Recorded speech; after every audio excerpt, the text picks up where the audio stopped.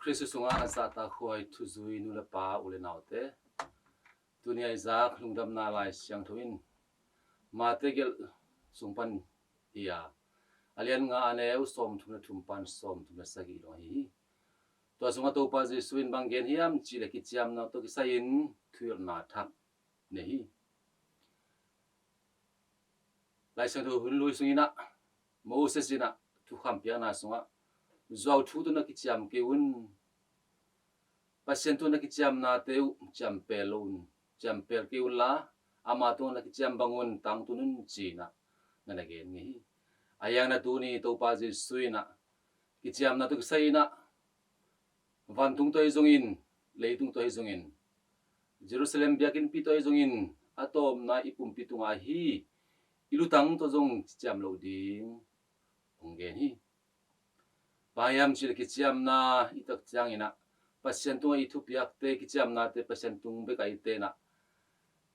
chiam pelowa tang tun ding pen thu pi zo a mil khale khat ki ho na ki pau pi na ki zom na te ai te na a hi te hi chiun la a hi lo te hi lo chi un tua sang in tam zo le hoi lo na pan hong pa hi china tu ni to pa nei te hong the sa hi a hi te hi chi na te zong in a hi lo chi na te ina Christian nun tang na be kilowin ming nun tang na mama zong at pi pen pen hi hi le tunga e mai thu gen na te khat ve chiang in mi te up ding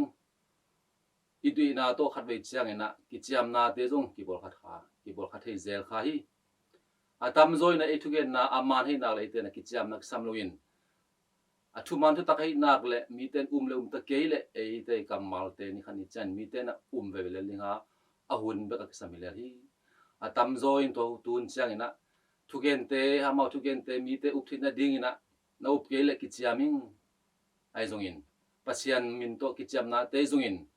pasian min te zong zangam na te te hi ki zangam phial ta hi ayang ina thu man thu tang thu gen na te to pa jesu na tu ni ki chiam na te in lo ding tu pi a hi te a hi ma ba te na hi chilelin a hi lo te hi lo hi china chingam na hangsan na te in ding tu na thu pi ta hi tu na mi pol khat te na pasien thu lam ai zong in amau te na thu man thu tang gen ding thu man thu tang a hi na pi thu man thu tang adimin gen loin again ta tang ko po khat oma a hi lo te jong pen a hi sang na tom atam zoi na again tam pium te hi ayan tu ni to pa jesu na ming ten un tang na so hi zong in pasien tu zom na te zong in ming to khal khat ki zom na te zong in e te na a hi bangai gen ngam ding tu ni to pa te yong the sa hi pasien tu ki cham na te yup na te zong i te na i ki cham na bang in i tang tun ding tu pi hi van tung to ki cham na te zong in leitung to ki cham na te zong in pasien om na ve manina pasien in aman pasien he manin e ma thu gen na te aman he nak le ki cham ku loina pasien ong the pi ringa e mai thu gen na te aman lo hi le pasien in the pi pe le ling hi to ai manin e te thu gen na te mi te up thi na ding ina mi te on san thi na ding ina ki cham na te pasien min vo in pasien min thang za dina ki cham lo ding tu ni e te ong thi sa hi tu ni to pa ji sun jong e mai pumpi tunga lutang to jong ki cham lo di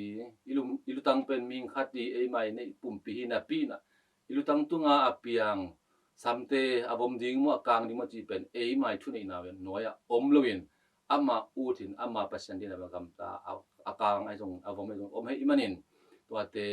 lutang to ki cham lo ding a hi to ai manina e te christian tang na so tu ni to pa ju e te thu hil ma bangin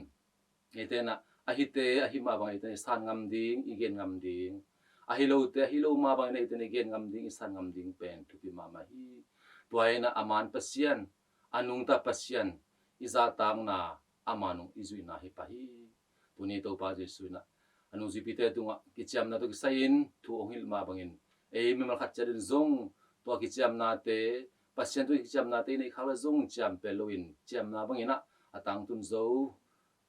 tanu ta pa te so zo ding thu pi hi mi khal khat ki job na tia zong e ten thu gen na te ya I thu gen na khem pewa e ten a hi te a hi mai na gen ngamin a hi lo te hi lo hi china adong ngam masangam te tanu tat pa te so do na I biak to pa pa sem mi mal kim chia thu pa hong pia sa ta hen amen